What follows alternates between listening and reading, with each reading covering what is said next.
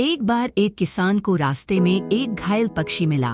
उसने उसे अपने घर लाकर उसकी देखभाल की। कुछ दिनों बाद पक्षी ठीक हो गया और उड़ गया। कुछ समय बाद किसान की फसल पर टिड्डियों का हमला हुआ। किसान चिंतित था, लेकिन तभी आसमान से पक्षियों का झुंड आया और सारी टिड्डियों को खा गया। उन्हीं में वह पक्षी भी था जिसे किसान ने बचाया था।